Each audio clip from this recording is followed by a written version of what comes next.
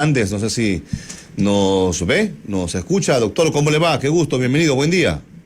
Muy buenos días, le escucho perfectamente desde aquí, desde la ciudad de Quito. Saludo Listo. para usted.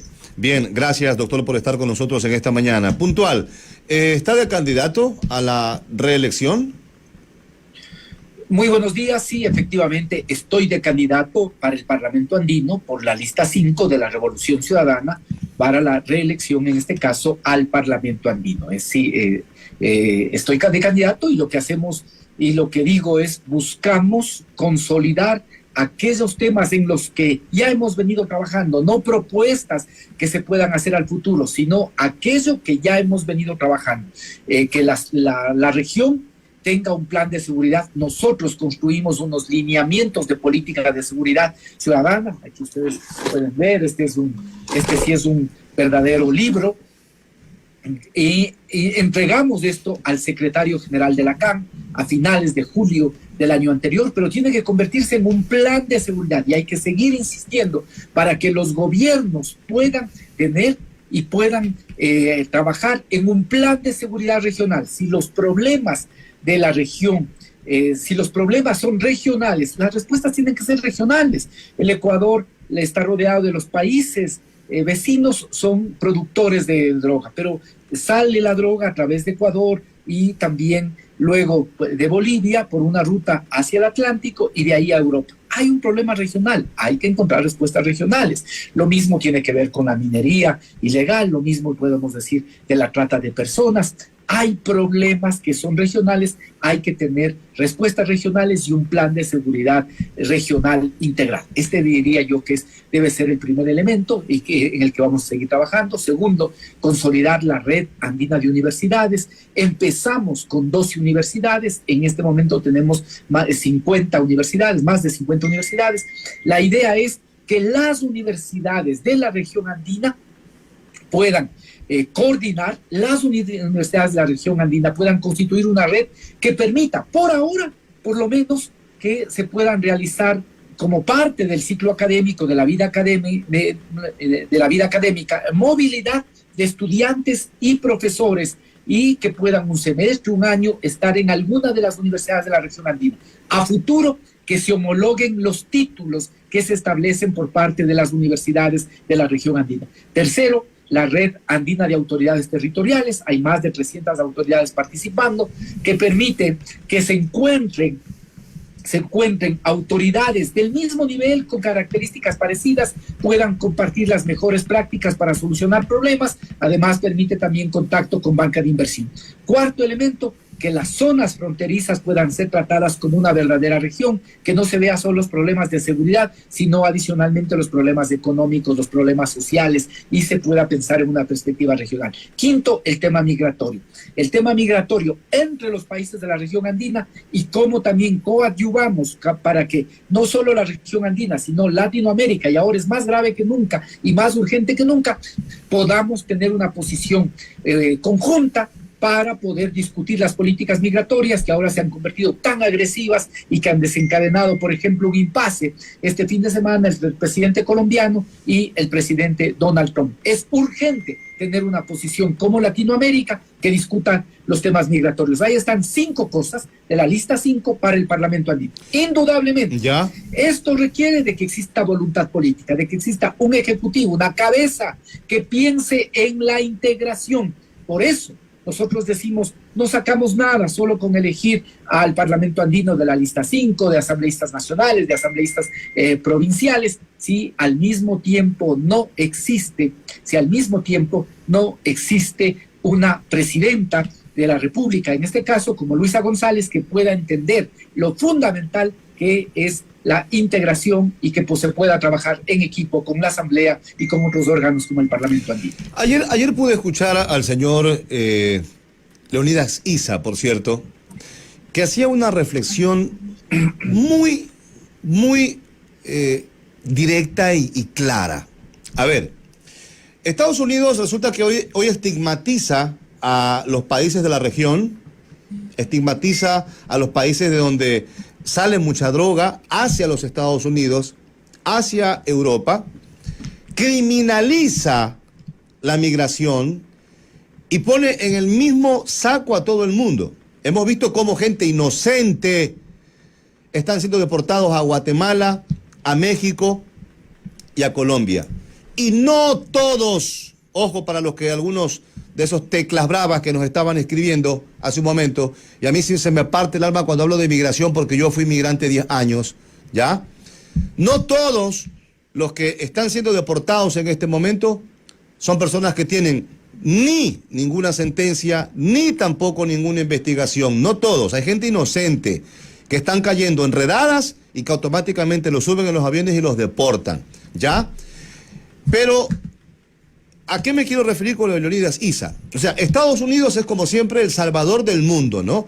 Criminaliza a todo el mundo, estigmatiza a los países de Latinoamérica, pero resulta que allá tienen 55 millones de consumidores de drogas, pues.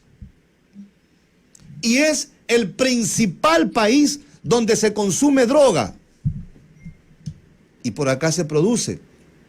Si allá no hubieran tantos consumidores, si hubiesen políticas públicas, sociales y de salud que disminuyeran esos índices de consumo, obviamente que acá tampoco el negocio no sería bueno para quienes lo ejercen. Pero se estigmatiza a todo el mundo y allá resulta que es el país de mayor consumo de drogas. Tampoco todo el mundo, ¿no? Pero sí hay cifras que la misma OMS reconoce. 55 millones de personas consumiendo droga. Y ante eso, ¿qué dice el Parlamento andino? Le pregunto. Mire, usted ha topado dos problemas que son fundamentales, que mire, que rebasan incluso sobre el ámbito del Parlamento andino, que tienen que ver con el carácter regional. Y yo después quizá voy a topar un tercero. ¿Cuál es el primer problema? El tema migratorio. A ver, dejemos aquí la doble moral con la que se trata desde la perspectiva de los Estados Unidos del tema. La mano de obra. No es que el señor Biden era buena gente y se le abrió el corazón y que por eso permitía mecanismos a través de los cuales se incentivó precisamente, no sé si se incentivó, pero de alguna forma se permitió la migración, ¿no es cierto? ¿Cuál es el tema?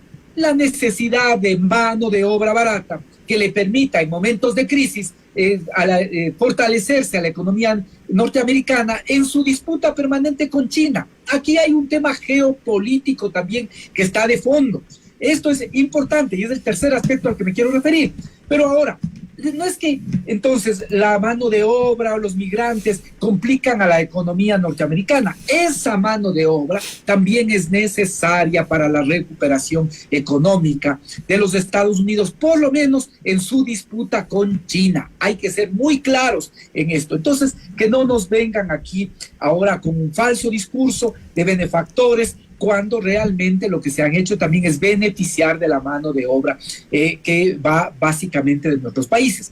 Por eso es que debemos tener una posición conjunta.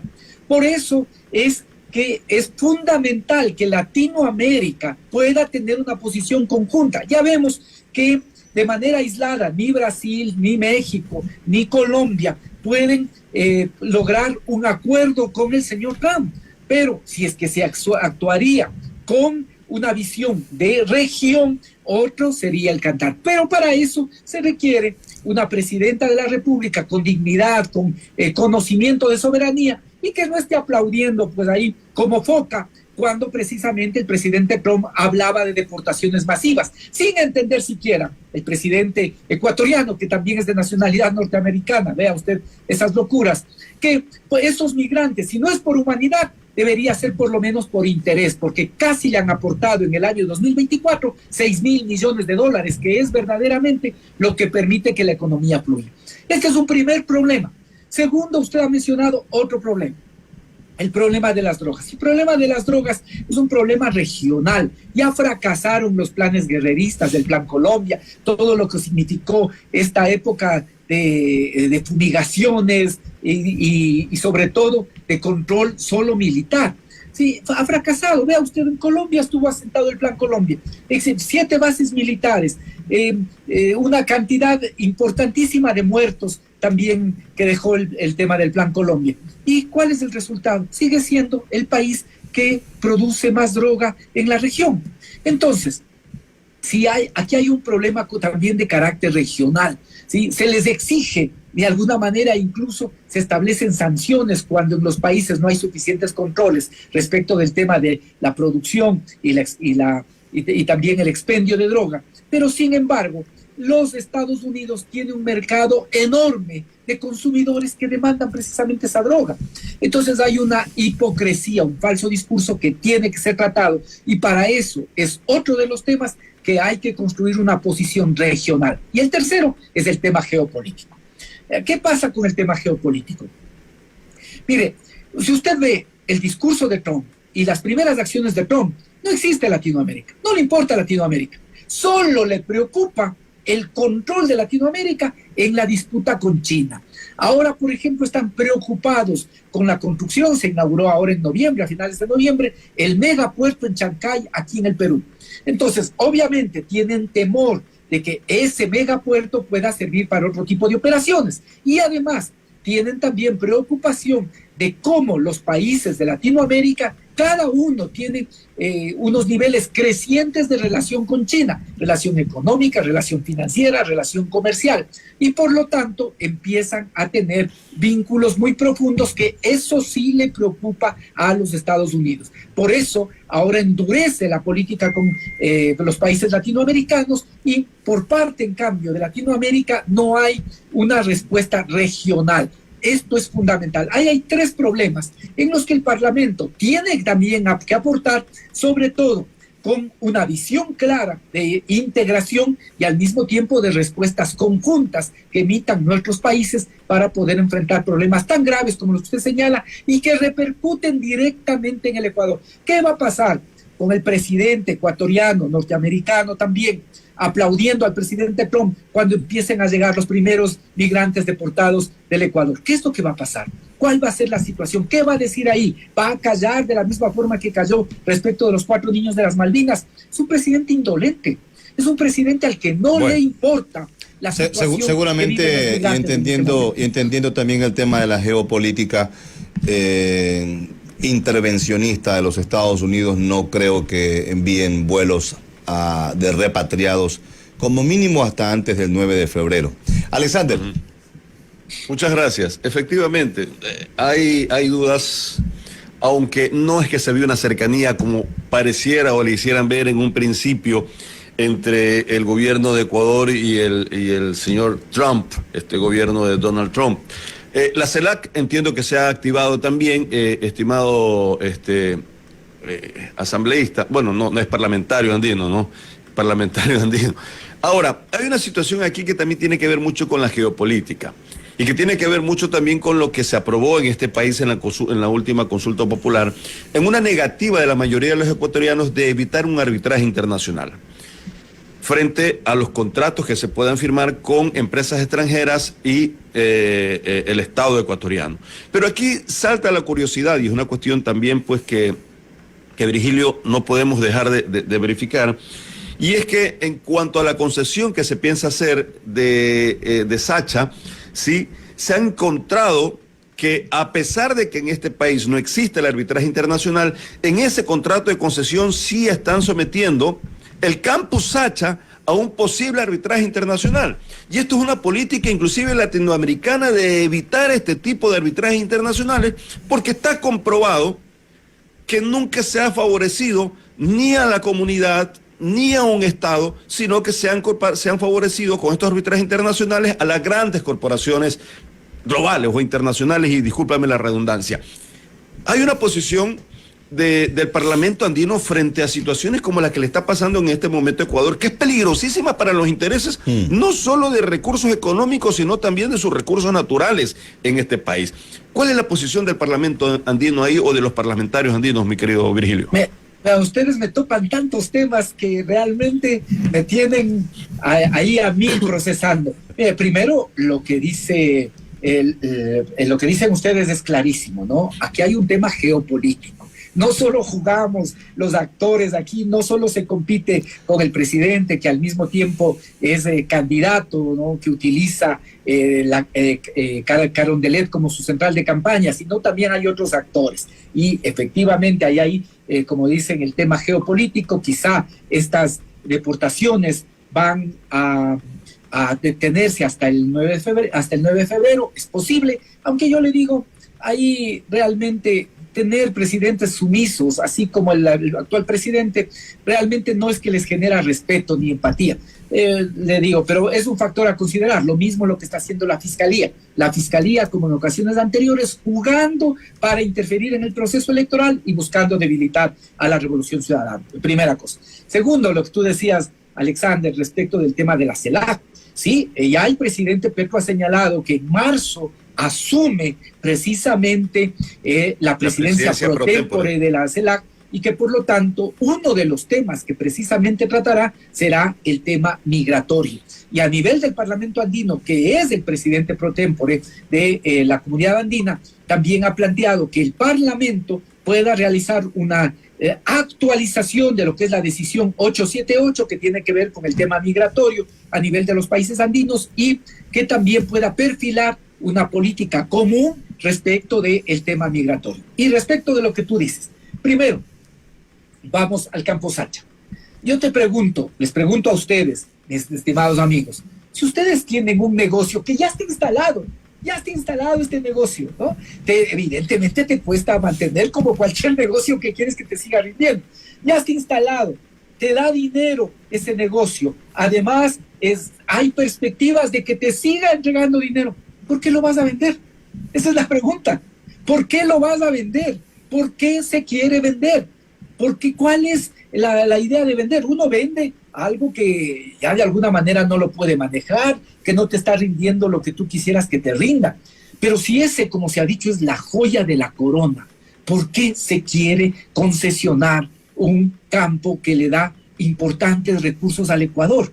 Solo esto se explica a partir de una política que es absolutamente contraria a los intereses nacionales, y además prevé, ¿no es cierto?, cosas absolutamente arbitrarias, precisamente como el tema de los arbitrajes. ¿Y qué significan los arbitrajes? Ir, en caso de conflicto, a árbitros internacionales. Estos árbitros internacionales no fallan a favor de los estados, generalmente lo hacen a favor de las empresas, y por eso el Ecuador tiene comprometido, incluso ahí hay algunos casos que se están litigando que le podrían significar, ¿sí?, recursos que tienen que ver con el 10% del PIB ecuatoriano.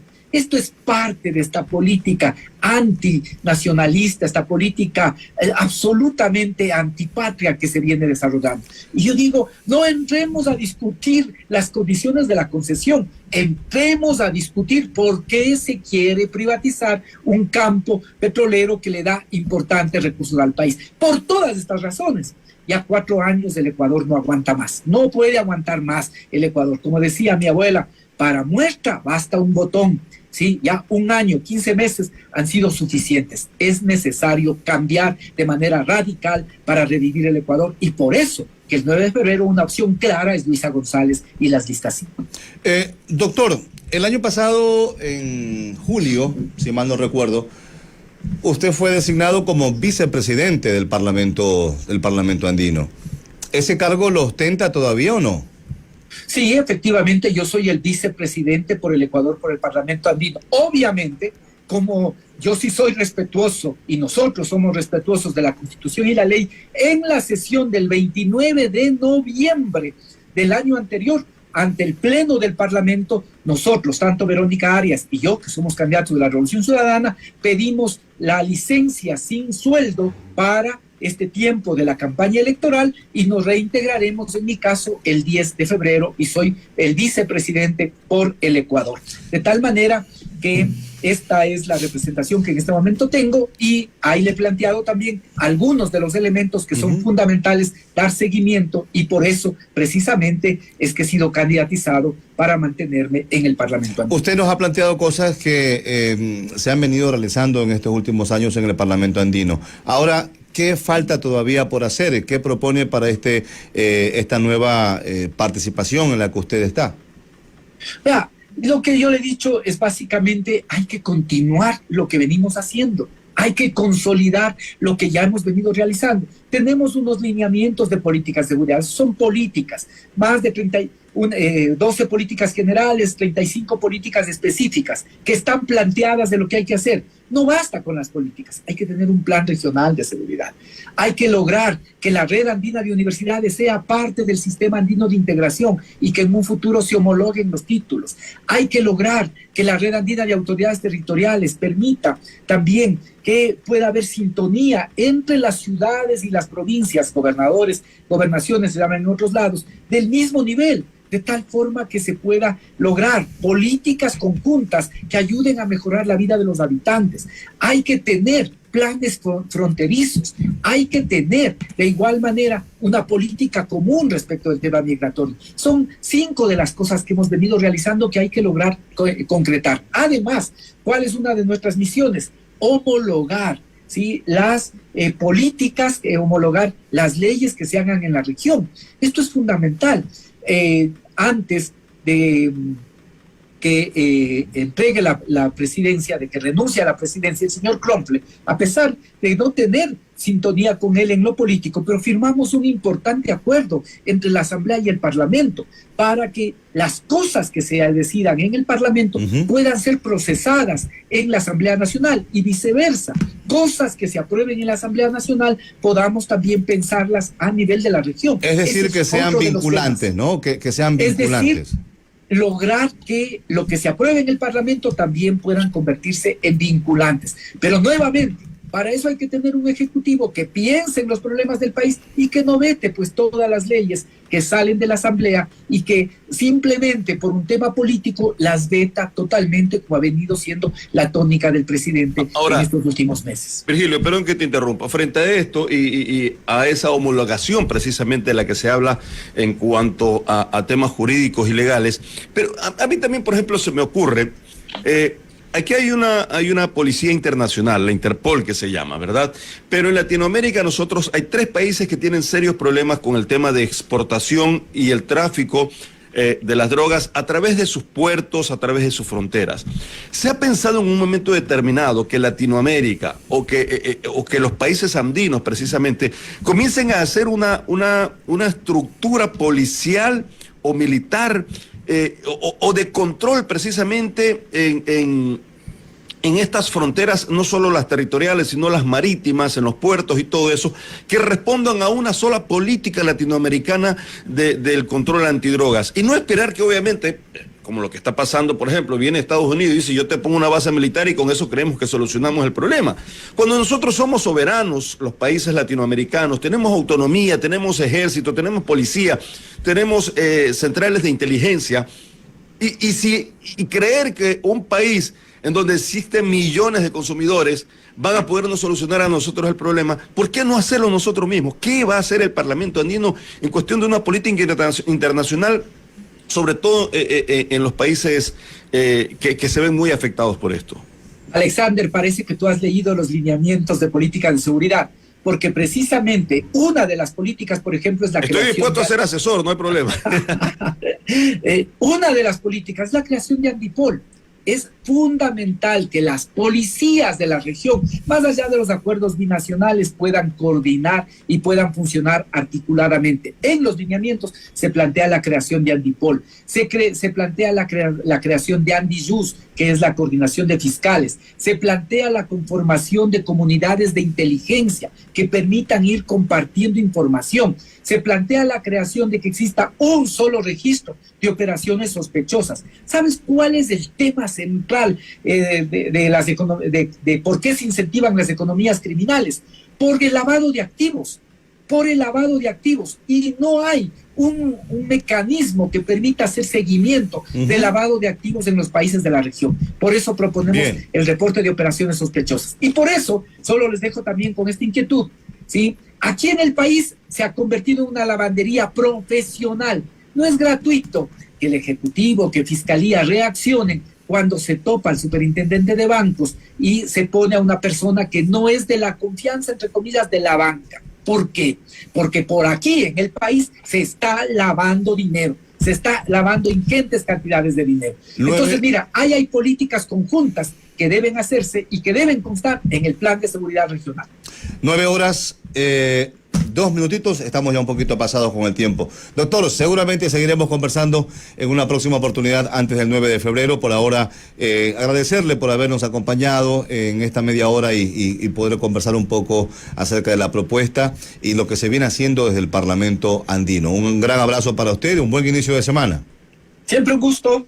Siempre un gusto. Y en el 2025, todos por las 5. Un gusto. Gracias a usted por habernos acompañado. Alexander Moreira, maestro, buen día también para usted, ¿ah?